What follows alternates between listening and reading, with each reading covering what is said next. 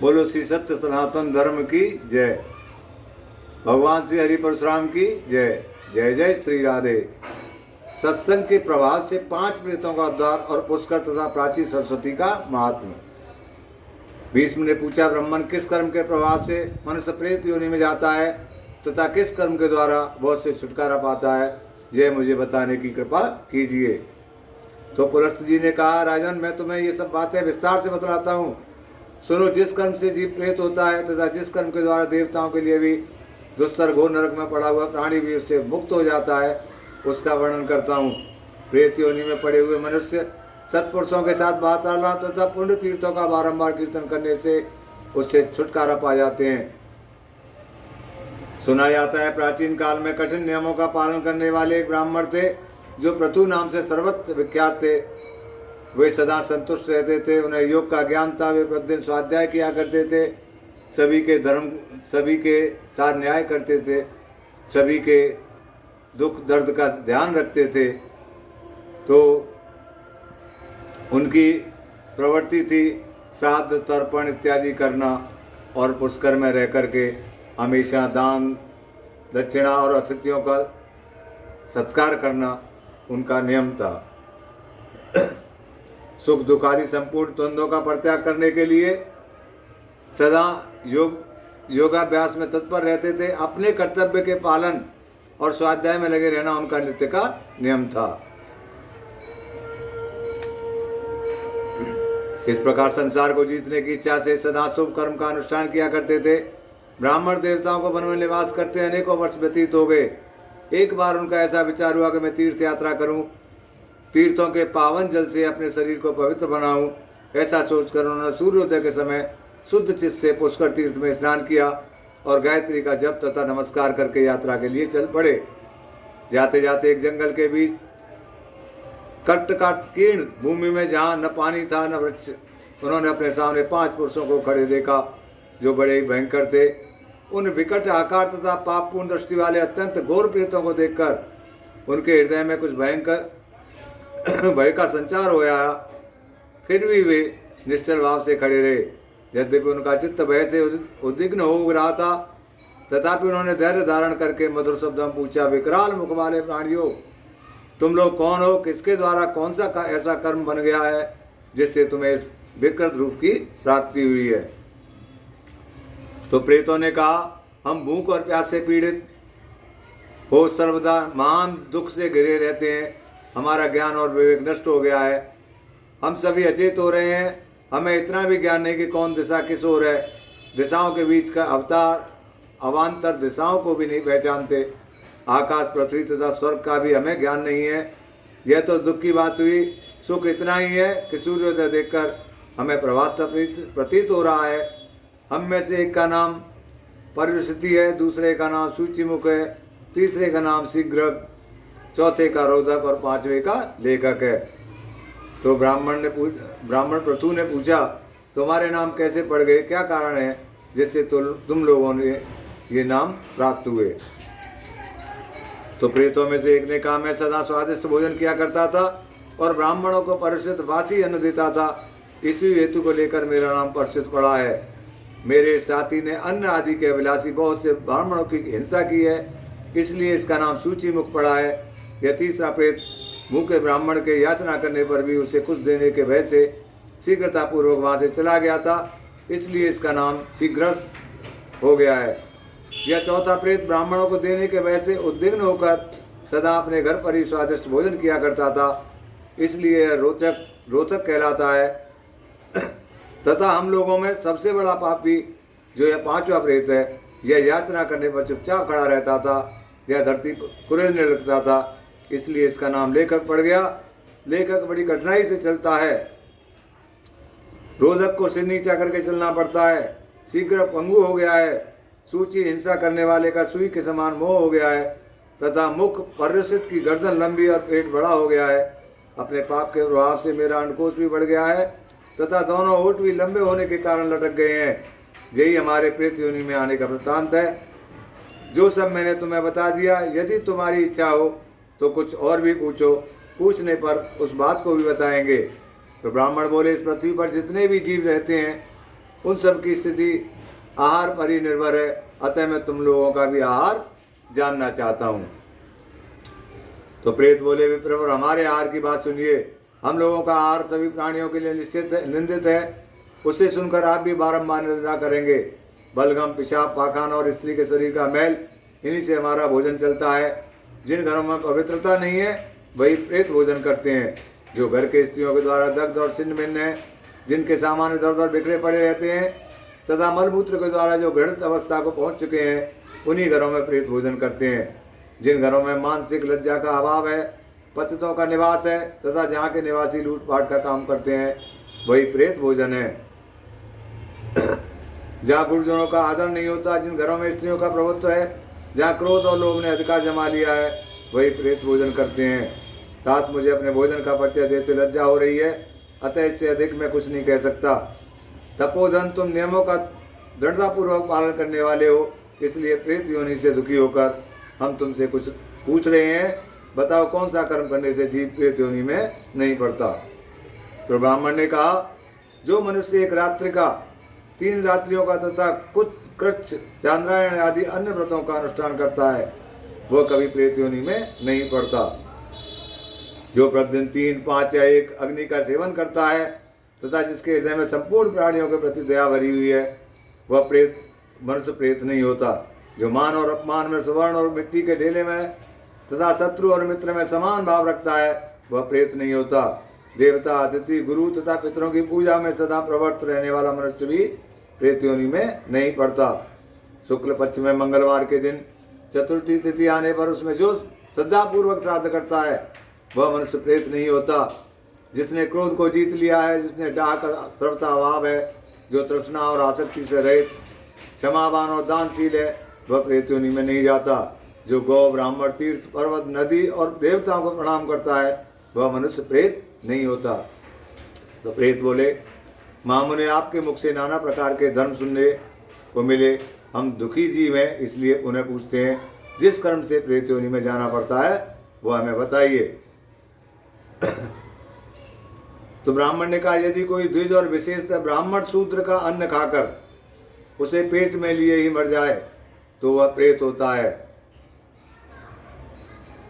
जो आश्रम धर्म का त्याग करके मदिरा पीता, पराई स्त्री का सेवन करता तथा प्रतिदिन मांस खाता है, उस मनुष्य को प्रेत होना पड़ता है। जो ब्राह्मण यज्ञ के अनाधिकारी पुरुषों से यज्ञ करवाता, अधिकारी पुरुषों का त्याग करता है और शूद्र की सेवा में रत रहता है, वह प्रेत योनि में जाता है। जो मित्र की धरोहर को हड़प लेता है, शूद्र का भोजन बनाता, विश्वासघात करता और कूटनीति का आश्रय लेता है, वह निश्चय ही प्रेत होता है। ब्रह्म हत्यारा, गौघाती, चोर, शराबी, गुरु पत्नी के साथ संभोग करने वाला तथा भूमि और कन्या का अपहरण करने वाला निश्चय ही प्रेत होता है। जो पुरोहित नास्तिकता में प्रवृत्त होकर अनेकों ऋतुजों के लिए मिली हुई दक्षिणा को अकेले ही हड़प लेता है, वह उसे निश्चय ही प्रेत होना पड़ता है। तो विप्रवर पृथु जब इस प्रकार उपदेश कर रहे थे, उसी समय आकाश में सहसा नगारे बजने लगे। हजारों देवताओं के हाथ से छोड़े हुए फूलों की वर्षा होने लगी। प्रेतों के लिए चारों ओर से विमान आ गए। आकाशवाणी हुई, इन ब्राह्मण देवता के साथ वार्तालाप और पुण्य कथा का कीर्तन करने से तुम सब प्रेतों को दिव्य गति प्राप्त हुई है। इस प्रकार सत्संग के प्रभाव से उन प्रेतों का उद्धार हो गया। गंगानंदन, यदि तुम्हें कल्याण साधन की आवश्यकता है तो तुम आलस छोड़कर पूर्ण प्रयत्न करके सत्पुरुषों के साथ वार्तालाप सत्संग करो। यह 5 प्रेतों की कथा संपूर्ण धर्मों का तिलक है। जो मनुष्य इसका 1 लाख पाठ करता है, उसके वंश में कोई प्रेत नहीं होता। जो अत्यंत श्रद्धा और भक्ति के साथ इस प्रसंग का बारंबार श्रवण करता है, वह भी प्रेत योनि में नहीं पड़ता। तो भीष्म जी ने पूछा, ब्राह्मण, पुष्कर की स्थिति अंतरिक्ष में क्यों बतलाई जाती है? धर्मशील मुनि इस लोक में उसे कैसे प्राप्त करते हैं और किस किसने प्राप्त किया है? तो पुलस जी बोले, राजन, एक समय की बात है, दक्षिण भारत के निवासी 1 करोड़ ऋषि पुष्कर तीर्थ में स्नान करने के लिए आए, किंतु पुष्कर आकाश में स्थित हो गया। यह जानकर वे समस्त मुनि प्राणायाम में तत्पर हो परम ब्रह्म का ध्यान करते हुए 12 वर्षों तक वहीं खड़े रहे। तब ब्रह्मा जी, इंद्र आदि संपूर्ण देवता तथा ऋषि महर्षि आकाश में उल्लखित होकर उन्हें पुष्कर प्राप्ति के लिए अत्यंत दुष्कर नियम बताते हुए बोले, द्विजगण, तुम लोग मंत्र द्वारा पुष्कर का आह्वान करो। आयो आपो ही इष्ठा मयो इत्यादि 3 ऋचाओं का जप करने से तीर्थ तुम्हारे समीप आ जाएगा। जब उन मुनियों ने ऐसा ही किया तो उन्हें पुष्कर प्राप्ति का पूरा फल मिल गया। राजन, जो कार्तिक की पूर्णिमा को पुष्कर में स्नान करता है वह परम पवित्र हो जाता है। ब्रह्मा जी के सहित पुष्कर तीर्थ सबको पुण्य प्रदान करने वाला है। वहाँ आने वाले सभी वर्णों के लोग अपने पुण्य की वृद्धि करते हैं। वे मंत्र ज्ञान के बिना ही ब्राह्मणों के तुल्य हो जाते हैं, इसमें तनिक भी संदेह नहीं है।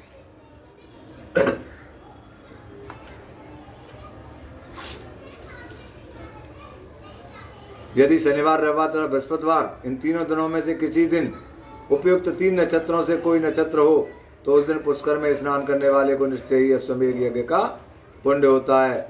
उस दिन किया हुआ दान और पितरों का तर्पण अक्षय होता है। यदि सूर्य विशाखा नक्षत्र पर और चंद्रमा कृतिका नक्षत्र पर हो तो पद्मक नामक योग होता है। यह पुष्कर में अत्यंत दुर्लभ माना जाता है। जो आकाश से उतरे हुए ब्रह्मा जी के शुभ तीर्थ में स्नान करते हैं उन्हें महान अद्वैतशाली लोगों की प्राप्ति होती है। इसलिए ब्रह्मा जी ने सरस्वती को पंच स्तोत्रा कहा है। उसके तट पर अत्यंत सुंदर तीर्थ और मंदिर हैं जो सब ओर से सिद्धों और मुनियों द्वारा सेवित हैं।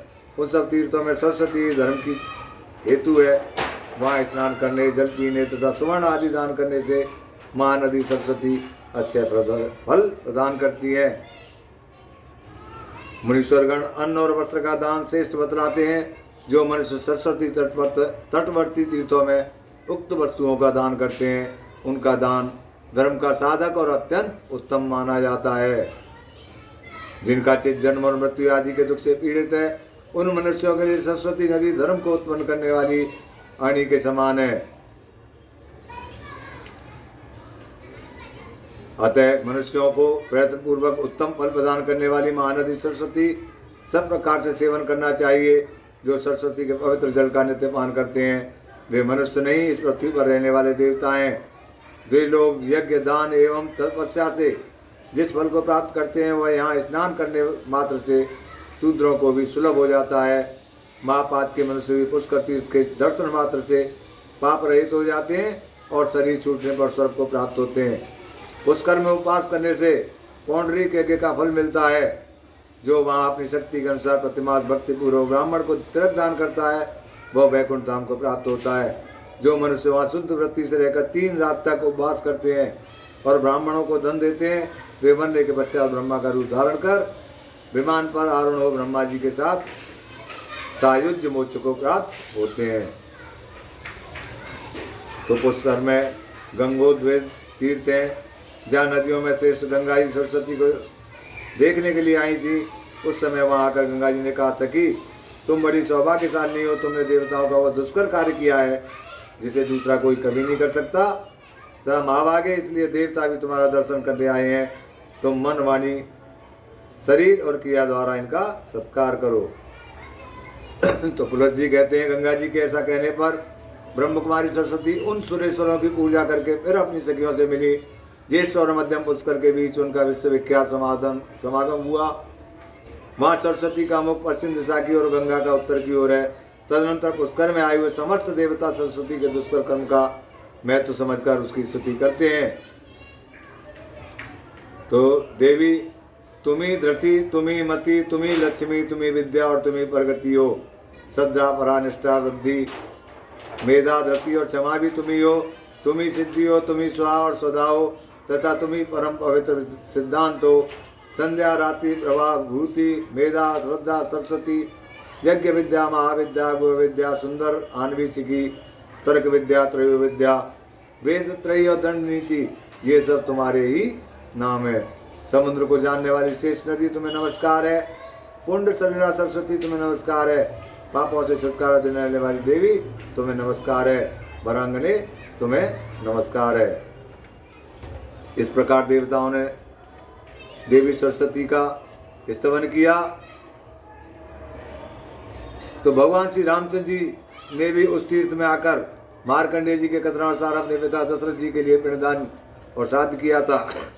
वहाँ एक चौकोर बावली है जहाँ पिंडदान करने वाले मनुष्य हंसयुक्त विमान से स्वर्ग को जाते हैं। यज्ञ वेताओं में से श्री ब्रह्मा जी ने उस तीर्थ के ऊपर उत्तम दक्षिणाओं से युक्त पितृमेघ यज्ञ श्राद्ध किया था। उसमें उन्होंने वसुओं को पितर, रुद्रों को पितामह और आदित्यों को प्रतिमा में नियत किया था। फिर उन तीनों को बुलाकर कहा, आप लोग सदा यहाँ ये विराजमान रहना और पिंडदान आदि ग्रहण किया करें। वहाँ जो पितृकार किया जाता है उसका अच्छा फल होता है। पितर और पितामह संतुष्ट होकर उन्हें उत्तम जीविका की प्राप्ति के लिए आशीर्वाद देते हैं। वहाँ तर्पण करने से पितरों की तृप्ति होती है और पिंडदान करने से उन्हें स्वर्ग मिलता है। इसलिए सब कुछ छोड़कर प्राची सरस्वती तीर्थ में तुम पिंडदान करो। तो प्रत्येक पुत्र को उचित है कि वो वहाँ जाकर अपने समस्त पितरों के यत्नपूर्वक तृप्त करें। वहाँ प्राचीनेश्वर भगवान का स्थान है, उसके सामने आदि तीर्थ प्रतिष्ठित हैं जो दर्शन मास से मोक्ष प्रदान करते हैं। वहाँ के जल का स्पर्श करके मनुष्य जन्म मृत्यु के बंधन से छुटकारा पा जाता है। जहाँ प्राची सरस्वती विद्यमान है वहाँ मनुष्य दूसरे साधन की खोज क्यों करते हैं? प्राची सरस्वती में स्नान करने से जिस फल की प्राप्ति होती है उसी के लिए तो जब तब आदि साधन किए जाते हैं। जो भगवती प्राची सरस्वती का पवित्र जल पीते हैं उन्हें मनुष्य नहीं देवता समझना चाहिए। यह मार्कंडेय मुनि का कथन है। भोजन के बाद अथवा भोजन के पहले दिन में अथवा रात्रि में भी स्नान किया जा सकता है। वह तीर्थ अन्य सब तीर्थों की अपेक्षा प्राचीन और श्रेष्ठ माना गया है। वह प्राणियों के पापों का नाशक और पुण्यजनक बतलाया गया है। बोलो सत्य सनातन धर्म की जय। जय जय श्री राधे।